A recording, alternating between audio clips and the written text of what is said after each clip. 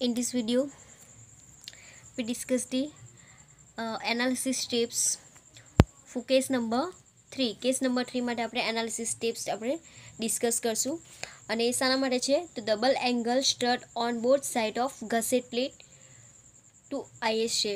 Okay, તો 2IS માટે આપણે આ જે એનાલિસિસ સ્ટેપ્સ છે એની વાત કરીએ.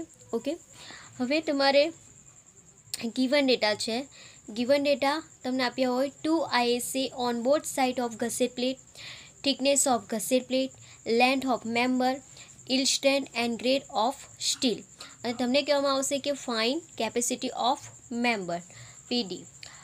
હવે એનું સોલ્યુશન તમારે કઈ રીતે કરવાનું છે તો step number 1, write 2ISA property from steel table. Steel ટેબલમાંથી તમારે જે 2ISA ની પ્રોપર્ટી છે એ તમારે લખવાની છે.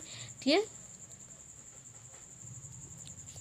હવે 2ISA પ્રોપર્ટી માટે આપણે વાત કરીએ અને એ 2ISA જે છે એ ગસેટ પ્લેટની આઈડર્સ એટલે બેક ટુ બેક તમારે શું કરવાના છે કનેક્ટ કરવાના છે. હવે તેના માટે તમારે જો પ્રોપર્ટી લખવી હોય તો સ્ટીલ ટેબલમાં ઇન્ડેક્સમાં તમે જોઈ શકો છો properties of two equal angle back to back. Okay, અને તમારે જો અનઇક્વલ હોય તો અનઇક્વલ માટે. ઓકે, તો બેક ટુ બેક માટે આપણે જોઈએ તો એમાં જે તમારે પ્રોપર્ટી છે તો એના વાઇઝ લખવાનું છે. હવે એમાં ફર્સ્ટ કીધું કે ફાઇન એ જે તમારો ગ્રોસ એરિયા છે ક્રોસ સેક્શનલ એરિયા, એ ક્રોસ સેક્શનલ એરિયા લખવાનો છે જે તમારે અહીંયા સેક્શનલ એરિયા હશે સેન્ટીમીટર સ્ક્વેર. ક્લિયર? ધેન એનો RZZ ઓર એને કહી શકો છો તમે RXX, તો એ તમે લખી શકો છો RZZ, RXS ઓર RZZ, તો તમે RXS રેડિયસ ઓફ ગાયરેશન અહીંથી લખી શકો.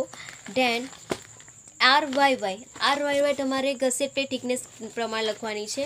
તમારે RYY એ રીત આ સાઈડ હશે તો એ જે બે આ radius of gyration about YY axis, તો એ જે છે રેડિયસ ઓફ ગાયરેશન તમારે લાઈક ગસેટ પ્લેટ જે થિકનેસ હોય એના વાઇઝ તમારે લખવાની છે એની આ radius of gyration in YY direction. Clear? હવે આર મિનિમમની વેલ્યુ લેવાની છે. આર મિનિમમની વેલ્યુ શું થશે જે તમારે RXS અને RYYની જે મિનિમમ વેલ્યુ હશે એ તમારે લેવાની છે. તમે લખ્યું છે કે જે minimum of RZZ and RYY. Clear? આમાંથી જે મિનિમમ વેલ્યુ એ તમારી આર મિનિમમ થશે. હવે તમે આ જે કીધું છે કે ZZ જે છે એ તમે એક્સેસ તરીકે પણ રિફર કરી શકો છો.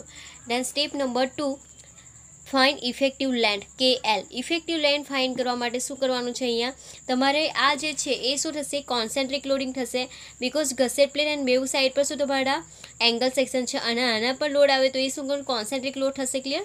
તો effective length factor K is taken between 0.7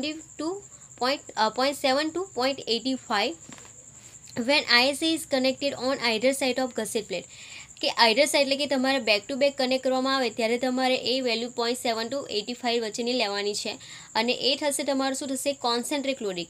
એટલા માટે આપણે અહીંયા લઈ લેવાનું છે K is equal to 0.85. So effective length is equal to શું થશે K is equal to KL, તો Kની વેલ્યુ છે 0.85 ધેન ઇન્ટુ L મલ્ટીપ્લાય કરો એટલે તમને ઇફેક્ટિવ લેન્થ મળી જશે. ક્લિયર? હવે આપણે આગળ જોઈએ step number 3, find KL by R. તો KL બાય R જે છે કઈ રીતના ફાઇન્ડ હશે તો KLની વેલ્યુ તો તમને મળી ગઈ છે અને R જે છે R મિનિમમ તમે આગળ સ્ટીલ ટેબલમાંથી લખ્યું છે સો તમને KL બાય R મળશે. Then step number 4, find design compressive stress FCD જે આપણે ફાઇન્ડ કરશું IS 800-2007 table number 9C page number 42ના બેઝ પર ઇન્ટરપોલેશનની મદદથી. ઓકે, જે આપણે આગળ જોઈએ છીએ કે તમારી પાસે KL બાય R મિનિમમ હશે અને FI હશે તો તેના પર તમને ડાયરેક્ટ વેલ્યુ મળશે FCD કોમ્પ્રેસિવ સ્ટ્રેસની. ડિઝાઇન કોમ્પ્રેસિવ સ્ટ્રેસ જે તમે આગળ જોઈ જ ગયા છે ઇન્ટરપોલેશન. તો તમે એંગલ સેક્શન છે એટલા માટે તમારે અત્યારે પેજ નંબર 42 યુઝ કરવાનું છે અને જે તમારો સેક્શન છે બકલિંગ ક્લાસ છે એ કયો લેવાનો C લેવાનો છે અને તમને એમાં ઇલ્ડ સ્ટ્રેસની વેલ્યુ આપી હશે આ રોમાં અને KL બાય R મિનિમમની વેલ્યુ આપી હશે અને એના પરથી તમારી ઇન્ટરપોલેશન કરી તમારી વેલ્યુ આ compressive stress design compressive stress FCDની વેલ્યુ ફાઇન્ડ કરવાની રહેશે. Okay, then last step number 5, find design compressive strain PD, તો એ કેલ્ક્યુલેટ કરવાની રહેશે. એ છે આપણે IS 800-2007 clause number 7.1.2 page number 34ના બેઝ પર. અને એ ફોર્મ્યુલા છે PD = AE × FCD. અને આપણે પેજ નંબર 34 પર જોઈ શકીએ છીએ. આ તમે જોઈ શકો design compressive strain PD = AE × FCD. Clear? So એ તમે ડેટામાંથી જે સ્ટીલ ટેબલમાંથી લખ્યું છે. ગ્રોસ એરિયા તે ઇફેક્ટિવ એરિયા થશે. જ્યારે બેક ટુ બેક તમારો ગસેટ પ્લેટ એંગલ સેક્શનને તમે ગસેટ પ્લેટ સાથે કનેક્ટ કરો છો. અને FCD છે આપણે આગળના સ્ટેપમાં ફાઇન કરી ગયા. સો તમને ડિઝાઇન કોમ્પ્રેસિવ સ્ટ્રેન મળશે. ક્લિયર? તો આ સ્ટેપ સાથે આપણે શાના માટે કે બેક ટુ બેક જે તમે શું કરો છો 2IS એંગલને તમે ગસેટ પ્લેટ સાથે કનેક્ટ કરો છો ત્યારે. ક્લિયર? હવે એના બેઝ પર આપણે આગળ એક્ઝામ્પલ જોઈશું.